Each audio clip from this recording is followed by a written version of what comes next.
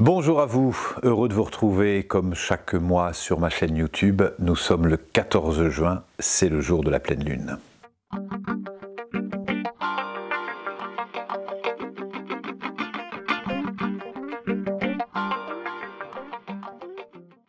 Je suis heureux de vous retrouver tous les mois, 2 fois par mois en fait, puisque à chaque pleine lune, ça me tient à cœur de vous retrouver sur cette chaîne pour vous parler de l'influence de la lune sur nous, et puis pour voir aussi quel est le végétal qui va nous accompagner dans ces moments de pleine lune où on a besoin d'être très connecté à nos racines, donc le végétal vient nous accompagner. Et puis à chaque nouvelle lune, généralement ça tombe à ce moment-là, en tout cas chaque premier jour du mois, nous explorons la nouvelle lune avec l'oracle du peuple animal. C'est 2 rendez-vous par mois que nous vous offrons, mon équipe et moi-même, sur cette chaîne YouTube. Soyez à l'aise pour vous abonner, pour être présent à tous les épisodes, 2 épisodes par mois. Je remercie au passage toute mon équipe qui travaille avec moi, Laurine qui réalise ces vidéos et le montage de ces vidéos, Mariette et Léo qui travaillent aussi sur la mise en place de ces capsules sur la chaîne YouTube. Heureux de vous accompagner à chaque nouvelle lune, pleine lune. Aujourd'hui, nous sommes le 14 juin. C'est le jour de la pleine lune et c'est le jour de la super lune. La super lune, on l'appelle comme ça parce que, tout simplement parce qu'elle est très grande, elle est beaucoup plus visible, elle est beaucoup plus proche, elle est beaucoup plus lumineuse aussi. Elle apparaît pratiquement 30% de plus que ce qu'on voit habituellement. Alors pour une raison précise, c'est qu'elle est plus proche de la Terre, tout simplement. Alors elle reste quand même à environ 350 000 km, on a un peu de marge, mais il y a 2 jours dans l'année, deux super lunes qu'on appelle, qui sont la pleine lune du 14 juin, et la prochaine, ça sera en 13 juillet. Ensuite, il faudra attendre 2031, je crois, pour la nouvelle super lune. Donc c'est un moment, comme chaque pleine lune qui agit sur les émotions, qui nous influence. Je sais que vous êtes de plus en plus nombreux à me témoigner à quel point la lune avait de l'influence sur vous, parce qu'on sait qu'elle a de l'influence sur les marées, bien sûr, nous sommes composés nous-mêmes à 85% d'eau, donc bien évidemment ça a de l'incidence sur nous, sur nos comportements, sur nos émotions, l'influence sur les arbres aussi, enfin sur les arbres, sur les végétaux d'une façon générale. Et on sait d'ailleurs que les végétaux, certains arbres sont liés aux planètes, chaque arbre est lié à une planète, ça les druides le savaient, l'enseignaient, mais on remarque, et ça les paysans, nos ancêtres étaient très attentifs à ça au moment des semailles, au moment des récoltes, pour s'appuyer naturellement sur les pleines lunes. Vous savez, sur les pleines lunes et les nouvelles lunes, les chamans ont ce miroir avec eux tout le temps, et puis ça me tenait à cœur de l'avoir avec moi pour ce tirage de la pleine lune, pour rappeler aussi l'influence que la lune a sur le cycle féminin, parce que bien évidemment le cycle fonctionne sur la même façon, c'est-à-dire une période de croissance, de décroissance, comme la lune fonctionne avec une période de 14 jours de croissance, 14 jours de décroissance. Il semblerait que la lune ait un peu moins d'influence aujourd'hui qu'elle ne l'avait il y a quelques décennies, quelques siècles, pour la raison simple, c'est que les lunes des femmes sont habituellement vraiment calé sur la lune, mais pour ça on a besoin de l'obscurité la nuit. Et le fait qu'aujourd'hui, surtout dans les villes, l'obscurité, la lumière de la lune a moins d'influence parce que les villes éclairent de plus en plus et on a moins la lumière de la lune, donc il y a un dérèglement qui se joue souvent de quelques jours par rapport à nos ancêtres qui vivaient vraiment plus proche du cycle de la lune et donc du cycle féminin qui permet naturellement de réguler de réguler le corps, de réguler le lien avec, si la femme est aussi dans toutes les traditions chamaniques aussi proche de la terre, c'est aussi parce que son cycle est très proche du cycle de la lune. Alors c'est pour ça d'ailleurs que beaucoup de traditions, que ce soit les Amérindiens, que ce soit, ont créé ces huttes de sudation qu'on appelle Temascal, qu'on appelle Matado, qu'on appelle Inipi en fonction des différentes traditions, parce que c'est une occasion pour les hommes de vivre un peu, de revivre la chaleur de l'utérus, et c'est pour ça que dans beaucoup de pratiques chamaniques, la hutte de sulation, la sweat lodge, était réservée aux hommes pour avoir aussi, nous, ce contact naturel dont nous avons tous besoin, hommes et femmes, de se relier à l'énergie de la Lune, aussi pour vivre davantage avec les cycles et se sentir naturellement plus vivant.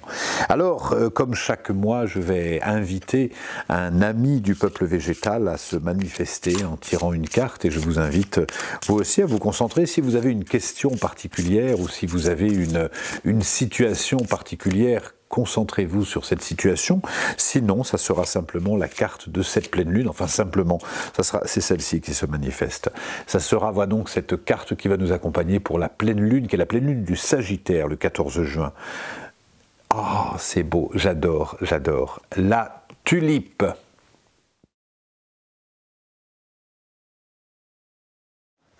Alors je m'amuse tout de suite en tirant la tulipe pour une raison simple, c'est que je me laisse improviser quand je fais ces moments de pleine lune et de nouvelle lune, et au moment où j'enregistrais, je me disais tiens, je n'ai pas précisé que cette pleine lune, qui est la super lune, on l'appelle la lune des fraises, et je m'amuse parce que je ne l'ai pas signalé tout à l'heure, et la tulipe, qui est assez semblable aux couleurs des fraises, me le rappelle, et me rappelle aussi la beauté de la tulipe comme la beauté du rouge de la lune, qui nous dit que la valeur n'est pas dans le prix de ce qui est vendu, mais dans le regard de celui qui achète.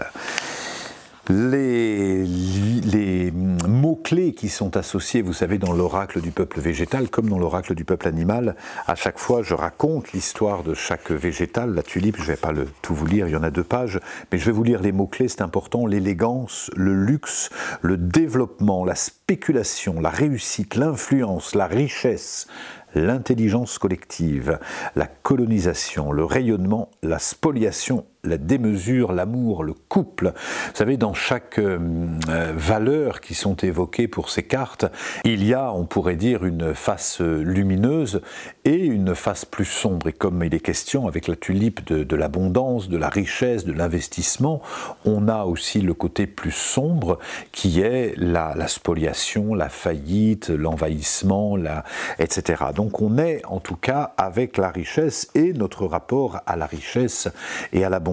Lorsque la tulipe, elle fait partie, la tulipe, de la famille des artistes, lorsque la tulipe vous apparaît dans le tirage, c'est pour vous inviter à méditer sur votre rayonnement. Cet artiste connaît le secret du succès et sait faire fructifier le talent, l'art, le génie et le public. La tulipe a su se faire apprécier et reconnaître au fil de l'histoire comme un véritable produit de luxe, une unité de référence aussi par sa fragilité. Elle a influencé les valeurs, les mentalités. Certains se sont ruinés pour la posséder. Là, on revient quelques siècles en avant, mais la tulipe faisait vraiment partie des fleurs rares, des fleurs qui étaient hors de prix. À la cour notamment, de nombreux princes, princesses, rois achetaient des tulipes en Hollande et ailleurs à prix d'or, et c'est presque devenu une unité de valeur, c'est-à-dire celui qui avait des oignons de tulipe était vraiment le plus fortuné. Elle a influencé les valeurs, les mentalités. Certains se sont ruinés pour la posséder, puisque certains oignons de tulipe, tellement avec des pétales tellement magnifiques, valaient vraiment une fortune. À quoi tient donc sa valeur? Et je vous invite, je ne vais pas tout vous raconter de l'histoire de la tulipe, mais il y a eu une telle relation entre ce que les gens étaient prêts à mettre pour acheter des tulipes, que certains vraiment se sont ruinés dans l'histoire, en France, en Espagne, en Hollande, au Portugal, pour acheter des oignons de tulipes et pour mettre dans son jardin. C'était vraiment une valeur incroyable. Et je fais le lien obligatoirement avec le diamant. Aujourd'hui, enfin le diamant, je pourrais dire l'or et l'argent, mais le diamant ou des pierres précieuses, aujourd'hui c'est très intéressant de voir comment certains sont prêts à accorder autant de valeur au diamant plus qu'au silex ou plus qu'au granit, voilà, parce qu'on a décidé à un moment donné que le diamant était pur. Mais c'est quelque chose de complètement aléatoire, de complètement éphémère aussi, puisque la tulipe aujourd'hui, on trouve des oignons de tulipe à 3 francs 6 sous dans n'importe quelle jardinerie. Mais ces tulipes notamment permettaient aux hommes et aux femmes de maintenir leur réputation, qui avaient des grands jardins de tulipes, étaient riches et reconnus. Alors la tulipe vous pose la question, à quoi tient votre valeur? À quoi tient votre réputation? Chaque année, certaines marques, certains chanteurs, hommes politiques, leaders, deviennent médiatiques presque du jour au lendemain en s'imposant dans les médias comme des figures incontournables de l'actualité.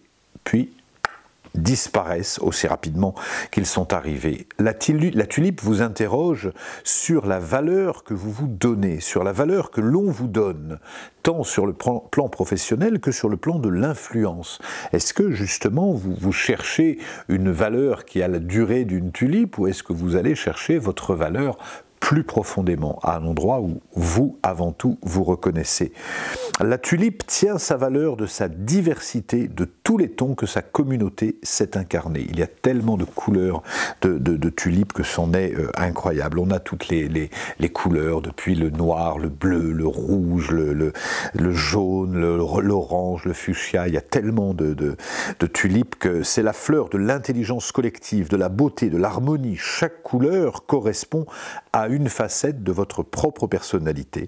La tulipe vient vous interroger sur l'harmonie de l'ensemble de votre œuvre. Je parle beaucoup de notre œuvre. Notre œuvre, on n'a pas besoin uniquement d'être artiste connu pour avoir une œuvre. Notre œuvre, c'est ce qu'on peut, là où on peut s'arrêter à la fin de notre journée en disant: voilà, j'ai fait ça, j'ai contribué à rendre le monde meilleur avec les gens qui sont venus me voir aujourd'hui, et j'ai contribué, c'est ça notre œuvre. Et à la fin de notre vie, lorsqu'on se regardera dans le miroir, nous serons seuls à se regarder en disant: quelle est mon œuvre, à quel endroit j'ai pris soin de l'humanité.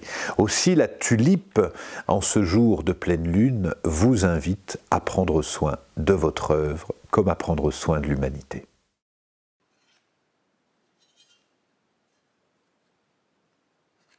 Je suis la tulipe. Je t'apparais aujourd'hui pour te parler d'amour.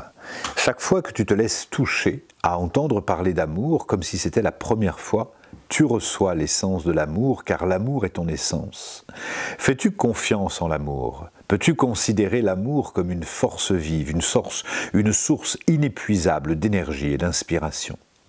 Lorsque nous sommes, avec mes sœurs, ensemble, nous formons toutes les couleurs de l'arc-en-ciel et venons toucher même les cœurs les plus durs ou les plus fermés.